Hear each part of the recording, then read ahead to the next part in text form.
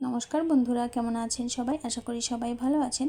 লাবণ্য রান্নাঘরে আপনাদেরকে স্বাগত জানাই। তো বন্ধুরা, আজকে আমি চিকেন কাটলেট রেসিপি নিয়ে আপনাদের মাঝে হাজির হয়েছি।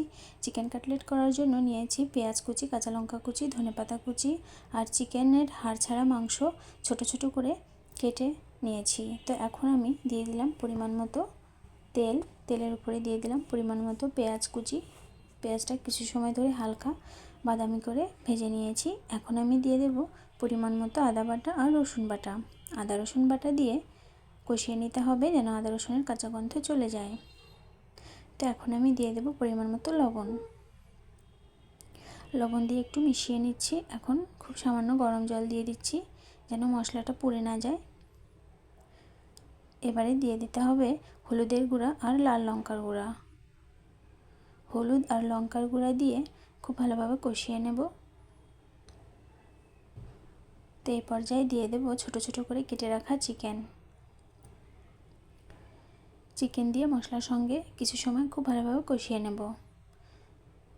ছোট ছোট করে কেটে নেওয়ার কারণে চিকেনটা সেদ্ধ হতে কিন্তু খুব বেশি সময় লাগবে না। তো এখন দিয়ে দেব ভাজা জিরা আর গরম মশলার গুঁড়া। আমি কাঁচা লঙ্কা কুচিও দিয়ে দিচ্ছি। উপকরণগুলো মিশিয়ে নিতে হবে চিকেনের সঙ্গে।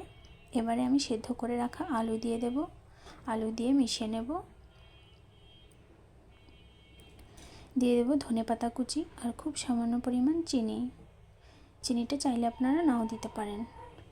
তো সমস্ত উপকরণ খুব ভালোভাবে মিশিয়ে নামিয়ে নেব। নামিয়ে ঠান্ডা করে নিয়েছি।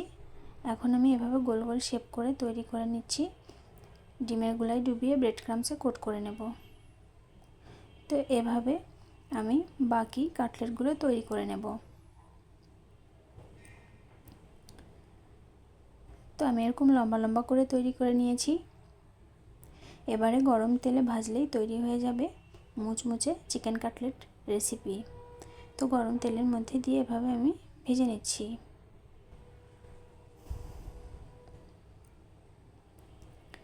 এভাবে চিকেন কাটলেট তৈরি করলে খেতে কিন্তু খুব ভালো হয়। আপনারা একবার হলে এভাবে তৈরি করে খেয়ে দেখতে পারেন। তো চিকেন কাটলেটগুলোর এক পাশটা ভাজা হয়ে এসেছে, আমি এগুলোকে উল্টে দিচ্ছি।